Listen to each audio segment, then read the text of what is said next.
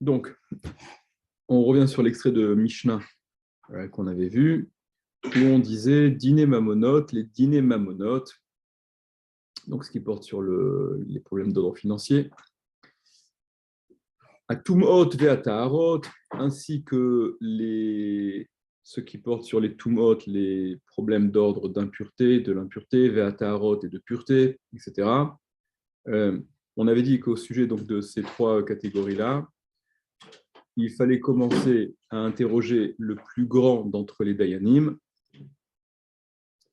Et la Gemara va rapporter, enfin Rav va rapporter ce qu'il a lui-même vécu lorsqu'il était au Bet Din de Rébi. Donc Rav, c'était pas le plus grand, évidemment, puisque Rav, c'est la génération qui suit celle de Rébi. Ouais.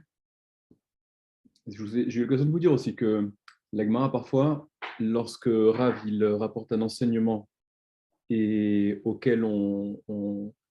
contre lequel on objecte une Mishnah, une Braïta, et qu'on n'arrive pas à rétablir, enfin à aller dans le sens de Rav en lui apportant un autre enseignement de Tana qui irait dans son sens, la Gemara, il lui arrive de dire Rav, Tana ou Palig. Rav, c'est un Tana et il peut être en marloquette. C'est-à-dire que Rav, c'est la première génération d'Amoraïm. Il était Chaver avec Shmuel, et Rav et Shmuel, ça vous parle. C'est toujours d'accord, le couple qui revient tout le temps. Sur Shmuel, on ne dit pas Shmuel, Tana ou Palig. Mais sur Rav, on dit Tana ou Palig quand on n'arrive pas à rétablir, à justifier son opinion qui est à l'encontre d'un enseignement d'un Tana. Et donc, dans trois endroits comme ça dans le chasse, on ramène Rav, Tana ou Palig. Rav, c'est un Tana et il peut être Cholek. Okay, bien que ce soit la génération donc, qui suit immédiatement celle des derniers Tanaïm. Donc, Rabbi, évidemment, qui a compilé toute la Mishnah. Donc, il a pu faire ça qu'à la fin. Et Rav, d'ailleurs, c'est dans des Gmarot, on voit, Rav, c'est le neveu de Rabbi Chia. C'est le fils de la sœur de Rabbi Chia. Et Rabbi Chia, je ne sais pas si vous vous souvenez, mais c'est un des deux Tanaïm, donc aussi dernière génération de Tanaïm, contemporain à Rabbi. Dans le Beth Midrash de qui, Rabbi Chia, les Braïtot qui étaient enseignées, elles sont à retenir. Et celles qui n'étaient pas enseignées dans les Beth Midrashot de Rabbi Chia et Rabbi Oshaya, elles sont déjà moins à retenir que les autres, d'accord? Et Rav, c'était donc le neveu aussi de Rabbi Chia. Bon, c'était juste alors il y a Rav qui rapporte la chose suivante. Amar Rav, il a dit Rav, Ana Hava Ibeminyana de Rabbi. Moi, j'étais dans le minyan des Dayanim, quoi. Donc j'étais dans je faisais partie du Beddin de Rabbi. Ou Minaï Didi. Attends, juste, comment tu sais quand tu te dis que Beminyana, c'est Beminyana d'un Beddin, tu veux dire? Ouais. Il y a un truc, par exemple. Disons que du contexte, tu peux difficilement l'expliquer comme faisant référence à autre chose, tu vois. Il y a le Béminian, dans le Minyan de comme ton Dieu, dans le Minyan de Ramzana, tu vois. Oui, c'est que le Minyan, c'est quoi le Minyan? C'est l'assemblée, quoi. Minyan, c'est de la racine. Les manotes, c'est compter, c'est un décompte. Okay. D'accord. Donc dans le compte, dans ce quorum, quoi. Okay. Débé Rabbi, et si tu veux de la suite, ça s'impose. Ou Minaï Didi, et par moi, à vous matrélé Barécha. Ils ont commencé au début, c'est-à-dire que lorsqu'il a fallu poser la question aux Dayanim, quelles étaient leurs opinions, on a dit juste avant que pour dîner Mamonot, Tumot et Taharot, on commence par le grand, n'est-ce pas? Contrairement à dîner Nefashot, on ne commence pas par le grand, justement. Et Rav, il rapporte que lorsqu'il faisait partie du Beddin de Rabbi, ils lui ont demandé de commencer à exprimer lui son opinion. Veha Anan matrili minagadol, la Gemara s'étonne. La Gemara dit Veha Anan, mais nous on a enseigné que matrilin on commence minagadol, du grand Tnan dans la Mishnah. On a enseigné ça dans la Mishnah. Et donc il est certain que Rav n'était pas le plus grand d'entre ceux qui étaient présents dans le Beddin de Rabbi, ne serait-ce que par rapport à Rabbi. Amar Rabba Bere de Rava, il a dit Rabba Bere de Rava. Veitema, il y a ceux qui disent, si tu veux, tu dis, c'est peut-être pas Rabba Bere de Rava, mais c'est Rabbi Hillel, Bere de Rabbi Wallace, d'accord? C'est un anglais. Comment c'est marqué chez toi? Voulas. Voulas, ouais, Voulas. Ouais, Voulas, ils auraient marqué Schultz, autant qu'ils y sont. Ok, d'accord. Oui, deux Vav. Ouais, parce que c'est le waouh, ils ont insisté sur le waouh. Bon, enfin, peu importe. En réalité, on sait même, tu sais, on sait même pas vraiment comment prononcer les noms qui sont très courants. Abaye, qu'on dit toujours Abaye, dans certains endroits, il appelle Abayi. Abayi. D'accord. Rabbi Abaou, on dit Rabbi Abaou. Nous, il y a ceux qui disent Rabbi Avou. D'accord. Il y a plein. Rav Risda, Rav Rasda. D'accord. Et tu ne sais pas quelle est la prononciation la plus juste en réalité. Bon, allez, venez. Ou peut-être qu'on peut savoir, je ne sais pas. En tout cas, voilà. On a rapporté la chose suivante. Donc, Rabba Bérédé Rabba, ou bien Rabbi Hillel Bérédé Rabbi Vouls, d'après toi, ou Wallace, ou je ne sais quoi, qui a dit Shani Minyana de Bérabi, c'est différent, le Minyan de Rébi, des Kulu Minyanhu Minatsad Avumatrele, que chacune des affaires qui étaient portées, donc qui étaient débattues dans le Bet Din de Rabbi, à chaque fois on commençait Minatsad. Alors, ça veut dire les affaires qui, en principe, qui étaient d'ordre financier, ou Tumot et Tarot, pureté, impureté, qui justement ne doivent pas commencer Minatsad du côté, c'est-à-dire en laissant de côté le plus grand et en prenant un autre. Chez Rabbi, la règle a été justement différente. Chez Rabbi, et bien justement, ça commençait toujours par un autre que le plus grand. Alors, Minatsad, j'ai vu dans le Margaliot Hayam, j'avais vu justement que le fait d'avoir commencé, le fait d'avoir commencé par Rav, commencer Minatsad, ça ne veut pas dire commencer par le plus petit, c'est ne pas commencer par le plus grand. Et j'ai vu, il me semble, si je ne dis pas de bêtises, que ça veut même dire commencer par celui qui est juste après le plus grand. Ok ? Disons que ne pas commencer par le plus grand, par celui qui est en dessous, ça laisse un petit peu plus de place peut-être à la contestation. Enfin, la contestation, psychologiquement, c'est un peu moins, ça fige un peu moins les choses. Bon, les débats restent un peu ouverts. D'autant plus qu'on verra par la suite l'idée de commencer par le grand. Et je vous avais dit aussi, je crois, que, ça aussi j'avais vu ramener ça dans le Margaliot Hayam, qui expliquait que il y a une différence à faire entre les jugements, même lorsqu'ils sont d'ordre financier, Touma, Tahara, etc., pour lesquels on commence donc par le plus grand en général. Ne pas commencer par le plus grand, ça n'est dit dans la Mishnah qu'au sujet de Diné Nefashot, qu'au sujet de ce qui porte sur la peine capitale. Mais comme Rabbi, c'est celui pour lequel, enfin celui qui allait fixer les décisions pour les générations à venir de façon définitive. C'est Rabbi, comme on l'a dit justement, qui allait compiler la Mishnah. Et donc les décisions de Rabbi, ce qui était débattu dans le Bedin de Rabbi, ça avait des répercussions qui étaient plus importantes que les décisions ponctuelles, comme ça pouvait l'être dans le cas de différents Batédinim, puisque Rabbi, c'est celui qui a compilé la Mishnah, qui a donc légué cet enseignement de façon définitive. Et donc, même les sujets d'ordre mamonote, etc., on leur attribuait le statut des dîners nefashot, comme si c'était des choses qui portaient sur la vie, puisque c'était appelé à perdurer les générations à venir. C'est pour ça que dans le Minyan de Rabbi, on commençait Minatsad, on ne commençait pas par le plus grand, même dans ces sujets-là. Ok, l'Agma continue. Ve'amar Rabba Bérédé Rava, toujours en ramenant les mêmes intervenants d'avant. Là. Et il a dit Rabba Bérédé Rava, Veitema, il y a ceux qui disent que c'est Rabbi Hillel Bérédé Rabbi Valas, Mimot Moshe Ve'adrebi, de l'époque de Moshe Rabbeinu, jusqu'à Rabbi Uda Anassi, Lomatsinu Torah ou Gdula Bemakom Echad. On n'a pas trouvé de Torah et de grandeur dans une même place, c'est-à-dire chez un même individu. On n'a pas trouvé, il n'y avait pas d'individus, de personnes qui incarnaient simultanément la Torah, qui étaient donc des maîtres de Torah incontestés, les plus grands en Torah, et qui par ailleurs avaient endossé cette charge, ce rôle de manig, de dirigeant.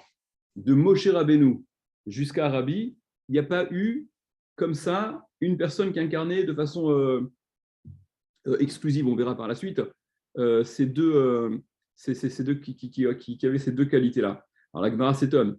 La Gemara demande vélo, vraiment? Non. Ah, va Yoshua, mais il y avait Yoshua. Yoshua bin Nun, qui a été le successeur de Moshe Rabbeinu. Il a aussi cumulé ces deux fonctions, enfin, il avait aussi ces deux qualités. C'était un grand en Torah et c'était le maître d'Israël. Il a pris la suite de Moshe Rabbeinu. Dit la Gemara, Ava El Hazar. Non, parce qu'à cette même voilà, à la même époque que Yoshua, il y avait également Elazar à Cohen.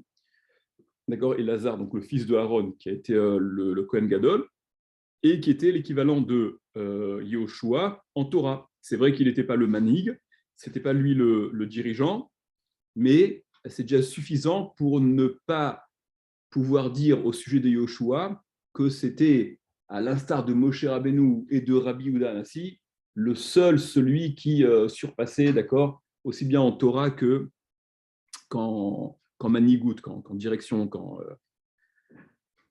Alors la Gemara poursuit demande. Ve'ava Pinchas, bon, mais il y avait Pinchas quand même. Pinchas, qui aussi était incarné, c'était un grand en Torah, et qui était aussi le dirigeant.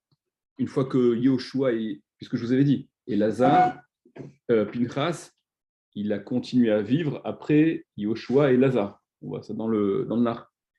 Bon, on ne sait pas trop d'où ça sort que Pinchas c'était un grand en Torah, mais bon, pour la Gemara, on considère. Quand je dis on ne sait pas trop d'où ça sort, ça ne fait rien qui a montré que c'était un grand, ou bien on ne sait pas s'il était plus grand que Yoshua ou moins grand parce que c'est subjectif. Non, c'est-à-dire que, en fait, en réalité, pour tout ce qui est d'ordre de la Torah Shebirtav, d'accord, dans la Torah Shebirtav, tu n'as pas trop l'occasion de t'apercevoir de la grandeur en Torah. Ça signifie quoi la grandeur en Torah? On n'a pas les kelim, on n'a pas on n'a pas les outils de mesure pour voir c'était quoi la grandeur d'accord, jusqu'à Moshe Rabbeinu, quoi, Kaviachol, enfin, ça, c'est. Bon, quoi qu'il en soit, Pinchas, c'est celui qui a assumé aussi le rôle de Kohen Gadol après Mefarshim, c'est celui qui a assumé le rôle de Kohen Gadol aussi. C'est pour ça qu'en Torah, il est considéré comme étant grand. Répond la Gemara, à vous, Skenim. Non, mais à l'époque de Pinchas, il y avait les Skenim, les anciens, donc les anciens qui étaient les sages et qui étaient aussi compétents en matière de Torah. Poursuit la Gemara, Vea va Shaoul. Il y a quand même eu Shaoul, le roi Shaoul, qui était le grand de sa génération en Torah. Ok. Là aussi, on n'a pas trop d'éléments de mesure, mais c'est que Chazal qui rapporte que pour telle ou telle raison, il considère qu'il était un grand en Torah, etc. La Gemara dit Ava Shmuel, à l'époque de Shaoul, il y avait Shmuel, il y avait le Shmuel Hanavi, il y avait le prophète Samuel, qui était plus grand en Torah que Shaoul. Donc même si Shaoul c'était le roi, mais tu ne peux pas dire qu'il incarnait comme Moshe Rabbeinu la Torah et le commandement au-delà de tous les autres. Shmuel était plus grand en Torah que Shaoul. La Gemara dit ok, très bien, il y avait Shmuel, mais Shmuel il était à l'époque de Shaoul tant qu'il était vivant. Il est mort, Shmuel, du vivant de Shaoul. Et donc, à ce moment-là, on aurait pu prendre Shaoul comme étant aussi l'un d'entre ceux qui a cumulé ces deux qualités, plus que les autres, exclusivement. Répond la Gemara. Alors, dans la Gemara précise. Kulhu shneka amrinan. Toutes ces années ont dit. Qu'est-ce que ça veut dire? C'est-à-dire que quand on dit qu'il n'y avait pas un autre homme aussi grand dans sa génération, c'est durant toutes ces années de grandeur, justement, du début de son règne jusqu'à la fin. En l'occurrence, pour Shaoul, il a été intronisé par Shmuel. Donc, durant ces années de règne, il y avait Shmuel, et donc, pendant cette période-là où on aurait pu, s'il n'y avait pas Shmuel durant ces années de règne, ça aurait été le cas, mais il y a une période commune. Donc, on ne peut pas considérer que Shaoul, comme Moshe ou Rabbi, il a cumulé de façon exclusive durant ces années de grandeur, plus que quiconque, Torah et Srara, et souveraineté, manigout, commandement. Poursuit la Gemara, Ve'ava David, mais il y avait David Améler. Ava Ira Haya Iri. Non, mais il y a l'époque de David Améler, il y avait aussi Ira Haya Iri, qui était encore plus grand que David Améler en Torah. Alors attends. Regardez Rashi. Ira Haya Iri, Bemoed Kat. Vous voyez Rashi? Rashi est deuxième tiers à peu près Ira Haya Iri, Bemoed Katan, dans la Maseret Moed Katan, Amrinan on dit Deava Matne Leuli Rabanan Al-Gabe Karim Muksatot, qu'il enseignait au Chachamim sur Karim Muksatot. Karim Muksatot, on traduirait ça par des oreillers, des coussins, enfin en étant décontracté, en étant allongé de façon très décontractée. Il balançait des enseignements au Chachamim. Ve David, Hayamanigo Alav, les roches. Et David le mettait sur lui, au-dessus de lui, sur sa tête. Dirtiv, selon ce qui est écrit, Ira Yairi, Haya Cohen les David. Ira Yairi était Cohen, était prêtre à David. Donc apparemment, ça signifie que Ira Yairi était plus grand encore que David Améler. Bon, il a moins laissé de. C'était c'est celui-là. Contemporain. Il a moins marqué les mémoires que David Améler, c'est certain. Si, dans le. Non, moi, j'ai jamais. Ouais. Non, c'est sûr, c'est pour ça que je dis, il a pas. C'est pas les noms populaires, on va dire. Comme plein de noms du Tanakh, qui sont passés un peu dans les oubliettes, à l'exception de ceux qui étudient le Tanakh. Ils sont passés dans les oubliettes, c'est qu'il y a pas un truc. Non. Il y a plein de. La Gemara dit qu'il y a eu plein d'autres prophètes dont on n'a aucune trace, et on a mis par écrit que les prophètes qui avaient des prophéties qui étaient censées nous concerner, quoi. Et donc, il y en a plein qui sont passés dans les oubliettes, dont on n'a même pas les traces, les noms, et qui, d'après la Gemara, étaient aussi prophètes. Ok. Alors, donc il y avait Ira Yairi. Alors la Gemara dit la même chose. Ve'anach nafshe. Ouais, mais il est mort, Ira Yairi, du vivant de David. Et donc à ce moment-là, David cumulait les choses. Et c'est à quoi on répond ce qu'on avait déjà dit tout à l'heure. Koulou shene ka'amrinan. On a dit qu'il faut que ce soit durant toutes les années de règne, de grandeur de la personne à laquelle on s'intéresse, qu'elle était donc exclusivement la plus grande en Torah et en souveraineté. Et donc là, ça n'est pas le cas, puisque du vivant de David, durant la royauté de David, il y avait ce Ira Yairi qui était vivant pendant un moment. L'Agmara propose encore. Elle lâche pas le morceau, l'Agmara. Elle veut absolument trouver d'autres personnes qui avaient cumulé ces deux qualités-là, comme Moshe et Rabbi. Véa va Shlomo. Mais il y avait Shlomo Améler, d'accord, le plus sage d'entre les hommes.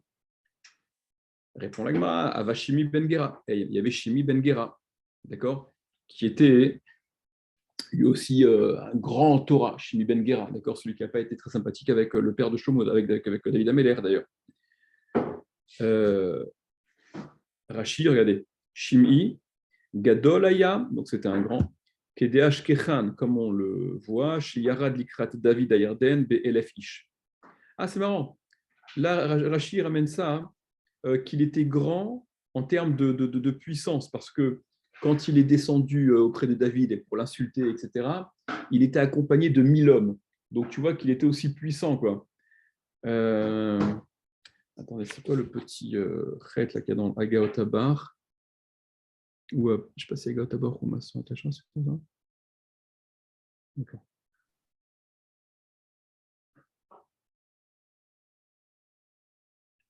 Non, c'est bien. Ok. C'est marrant, on dirait que. Je crois que dans son testament à Salomon, oui, alors. Il a recommandé à Salomon de lui faire la fête. Ouais. Bon, mais ça c'est une autre histoire. Ouais, c'est la suite. Oui. Non, mais ce qui m'étonne là, c'est que la grandeur de ce Shimei Ben Gera, d'après Rashi, elle n'est pas en termes de Torah, elle est en termes de puissance, quoi. Il était accompagné de 1000 hommes.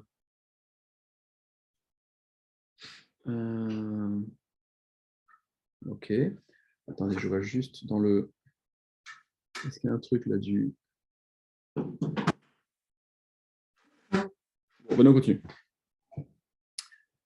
Voilà, ce que tu dis, c'est ce que la Gemara dit juste maintenant là. La Gemara dit Véa Katlé, mais il l'a tué. ce que tu as dit juste avant. En effet, Shlomo Amelech, il a donc tué Shimi Ben Gera, en effet, suite à l'ordonnance de David Amelech, son père. Donc, une fois qu'il a tué Shlomo, il était débarrassé de ce Shimi Ben Gera, et donc il était le seul grand. Ce à quoi la Gemara, une troisième fois, répond Koulé Shne Kamrinan, oui, mais ce à quoi on s'intéresse, c'est quelqu'un qui aurait été le plus grand en Torah et en souveraineté durant toutes ces années de grandeur de façon exclusive. Ce qui n'était donc pas le cas de Shlomo Amelech, puisque il y avait pendant un moment en commun la présence de Shimi Ben Gera. Autre tentative de la Gemara, Hava Chizkia, il y avait le roi Chizkia ou Amelech, qui, à propos duquel Chazal disent qu'il aurait pu être le Mashiach, Chizkia ou Amelech.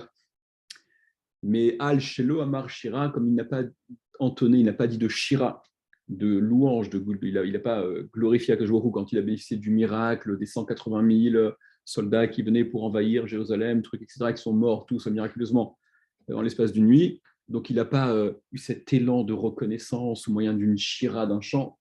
Et donc il a raté le coche. Il aurait pu s'avérer être le Mashiach et il ne l'a pas été. Un peu facile, hein, ce qu'il dit Rachamima sur ce coup. Allez. La Gemara dit Avashevna, il y avait aussi Shevna, qui était aussi un grand Torah. Donc on va faire un peu le.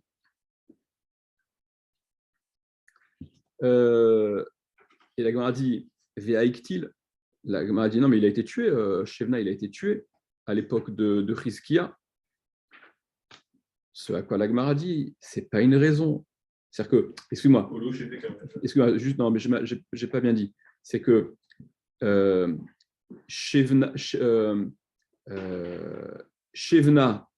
qui était à l'époque de Chizkia, donc il empêche Chizkia d'être le seul à avoir ces qualités-là, l'Agmara dit, ouais, mais il a été tué, ce Shevna, donc ça a laissé Chizkia tout seul, et donc ça serait bon. Ce à quoi l'Agmara répète à nouveau, Kulush Nekamrinan, toutes les années de grandeur. On dit, il faut que ce soit durant toutes ces années de grandeur où il était exclusivement le grand. Bon, on répète la même chose à chaque fois.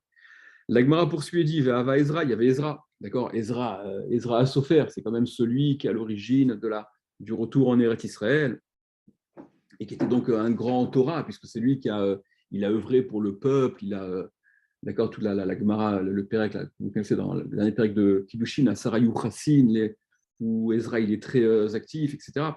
La Gemara dit, mais Ezra n'était pas tout seul. Ava Nechemia ben Chachalia. Il y avait le prophète Nechemia à l'époque de Ezra. Et alors oui, et là, qu'est-ce que dit Rashi? Parce qu'en fait, Nechemia, il avait l'autorité du roi de Perse, puisque Nechemia, il avait pu retourner en Eretz Israël aussi pour la reconstruction du Beth Amikdash, et donc il était investi de l'autorité du roi de Perse, d'accord? C'était l'empire à l'époque. Donc la grandeur de Nechemia, elle est peut-être plus en termes de souveraineté que de Torah. Il n'y a pas de Rashi là-dessus. Allez, venons, on continue. Amar Ravadabarava, il a dit Ravadabarava, Afani Omer, moi aussi je dis. Quoi, moi aussi? Comme Imot Rebi Adravashi. Ah, donc il s'inscrit dans la même veine. Moi aussi je dis Mimot Rebi Adravashi de l'époque de Rabbi. Jusqu'à Ravashi. Ravashi, c'est qui? Ravashi, c'est celui qui a compilé le Talmud avec Ravina et Ravashi. C'est ça? Voilà. Donc, il y a Ravada Barava qui dit, moi je dis aussi que de l'époque de Rabbi jusqu'à Ravashi, Lomatsinu Torah ou Gudula Bemakom Echad, on n'a pas trouvé la Torah et la grandeur dans un même endroit, dans une même personne.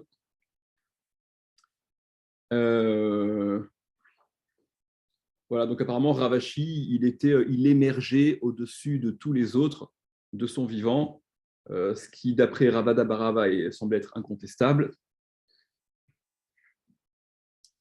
D'accord, est-ce qu'il y a un Rashi là-dessus? Non. Ok. L'Agmara s'étonne, l'Agmara dit vélo, vraiment il n'y avait pas comme Ravashi, VA, mais pourtant Avaouna Barnatan, il y avait Una Barnatan qui manifestement pour ceux qui l'ont connu, était un grand, très grand. Une seconde, c'est qui ce Una Barnatan là? C'est même pas Ravuna, c'est Una Barnatan. Ça vous parle ça? Alors, regarde Tosfot au milieu là. Vea va Una Barnatan, Shaya Karov la Malchut, voilà, qui était proche de la royauté. Donc, ce n'est pas en termes de Torah qu'il était aussi grand que Ravashi, ou même plus grand, loin de là. C'est simplement par rapport à cette qualité d'autorité qu'il détenait, parce qu'il était proche de la royauté. Voilà, Kedeita avec Bet d'Isvachim, comme c'est rapporté dans Zvachim, Detkayembe, Veayu Melachim Omanaich. Voilà, chez lui s'est accompli cette bracha-là d'être lié à la royauté. Ok.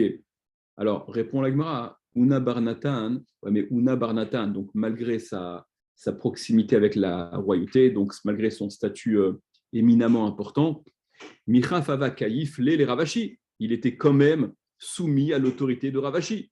Donc Ravashi était, somme toute, plus grand, même au niveau de la souveraineté, entre guillemets, sans pour autant être proche de la royauté. À partir du moment où Una Barnatan se soumettait à l'autorité de Ravashi, donc Ravashi restait plus grand. Bon, ok, c'est ce que dit Rada Barava pour justifier son opinion.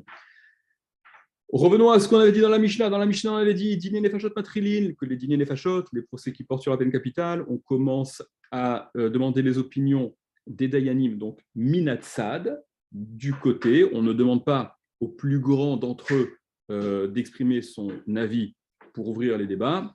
La Gemara s'intéresse à la source de cet enseignement, d'où est-ce que ça sort. Minan et Milé, et d'où ça sort ces choses-là. À Maravacha bar papa, il dit Ravacha bar papa, à Markra, parce que c'est marqué dans le verset L'Ota'ane al-Riv. Vous vous rappelez que l'Ota'ane al-Riv, c'est quoi? Littéralement, voilà, rive, c'est une dispute. L'Ota'ane, c'est ne répond pas à la dispute, n'entre pas dans la dispute. Mais la dracha qui est faite, la grille de lecture que la Gemara y met, c'est l'Ota'ane al-Rav. Ne répond pas, ne discute pas al-Rav sur le Rav, sur le grand d'entre les Dayanim. Donc, si jamais le grand d'entre les Dayanim, il avait exprimé son opinion pour ouvrir le débat, voilà, ça aurait empêché toute controverse et opinion divergente à celle que le grand avait exprimée. Rabba Bar Chana Amar, c'est marrant parce que nous on se dit, il y a aussi une raison pédagogique à ça, semble-t-il, c'est que si on commençait par le grand qui va donner son opinion, ça peut déstabiliser ceux qui iraient peut-être dans le sens justement qui, eux, auraient pensé innocenter celui qui est accusé, mais à partir du moment où le grand, il est allé dans le sens de l'accusation, on est un petit peu, on se sent un petit peu gêné que d'aller à l'encontre, on prend des risques de s'opposer à l'opinion du grand. Mais la raison que la Gemara demande, elle est d'ordre technique. On ne contredit pas le grand. Rabba Barbachana Amar, Rabba Barbachana, il a dit Rabba Barbachana Amar Rabbi Yochanan, il a dit au nom de Rabbi Yochanan, qu'on apprend ce principe d'une autre, il ramène une autre source de ce qui est écrit dans le prophète. Vayomer David la Anashav, il a dit David à ses hommes, Chigrou ish et Harbo,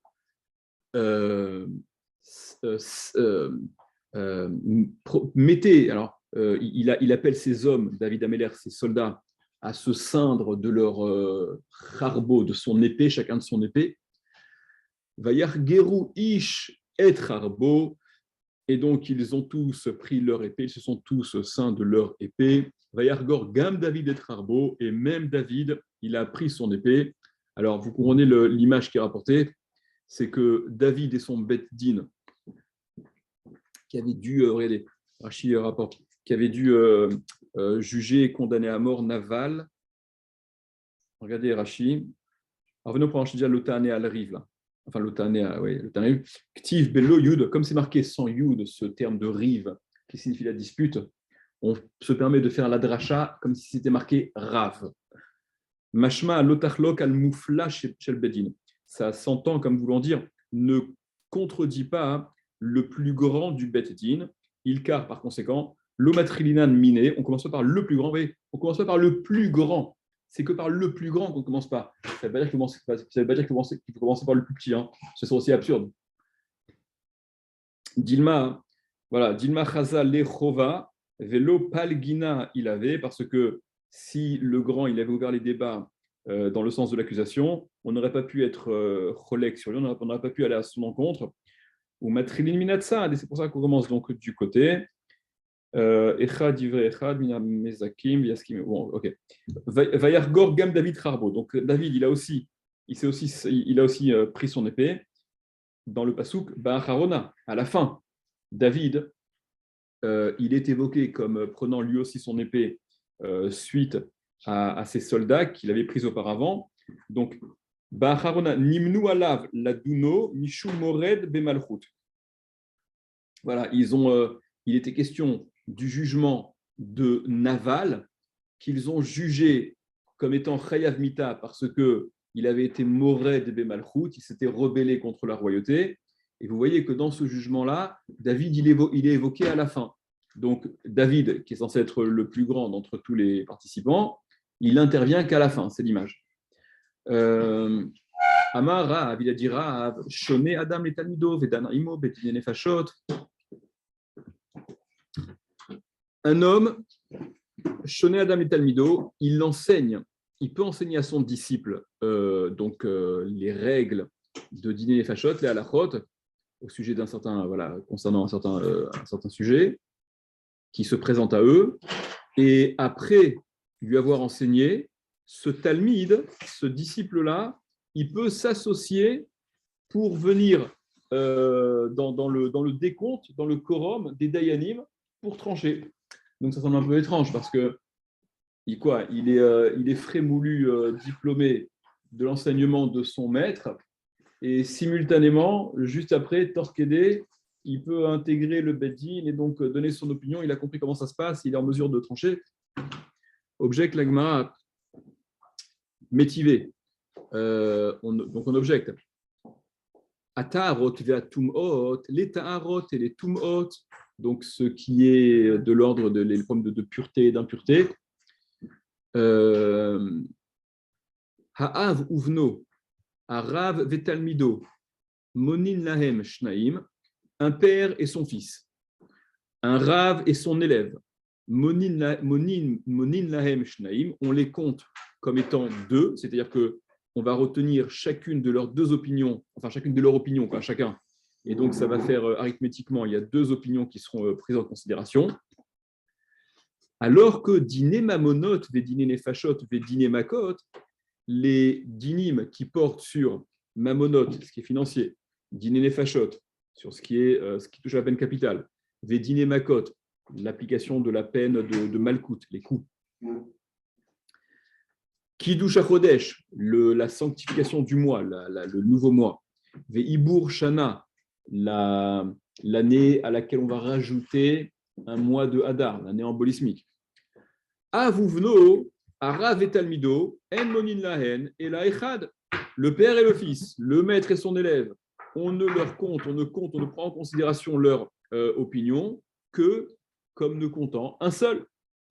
Donc, comment toi tu peux dire, Rav, qu'il suffit qu'un homme enseigne à son élève pour dîner les fachotes, et il pourra ensuite prendre part au décompte, cet élève, à part entière, et donc ils seront non seulement le Rav qui donnera son opinion, mais le Talmide également, et ils seront comptés comme deux opinions différentes. Là, on ramène une braïta qui dit exactement le contraire, que pour dîner les fachotes, on dit dîner mamonot, dîner les fachotes et dîner makot, le père et le fils, et le maître et son élève, ils ne comptent pas deux voix séparées, ils comptent une seule et même voix. Donc, ça va à l'encontre de ce que tu dis. OK. On tourne la page, on passe au Hamoud Bet. Kiki Amar Rav, ce qu'il a dit Rav, quand Rav il a tenu ses propos, ça ne concerne que Kegon Rav Kahana et Ravasi, que dans un cas similaire à Rav Kahana et Ravasi, c'est-à-dire des ligmérés des Rav Avutseriche, qu'ils avaient besoin simplement de l'enseignement du maître, c'est-à-dire de ses connaissances en Torah. Il avait besoin de l'information, de la connaissance. Ils étaient les deux très grands, le maître et l'élève. Velis vere derav loch avutsriche. Mais il n'avait pas besoin de l'explication, de la svara, il avait simplement besoin d'une information. Mais ensuite, pour faire bon usage de cette information et réfléchir et analyser et sous-peser toutes ces choses-là, il n'avait pas besoin, il était suffisamment indépendant. Donc, ce dont Rav a parlé, que le disciple, il peut se joindre au quorum des Dayanim, c'est quand ce disciple-là, il est déjà suffisamment costaud, il est suffisamment formé pour être capable de réfléchir de façon très indépendante. Ce dont il a besoin, c'est simplement une information qui lui manque. Mais évidemment, et ce dont parle la Braïta, où le père et le fils, le maître et l'élève ne comptent que pour un, c'est quand il y a encore une forme de dépendance, même en termes de raisonnement.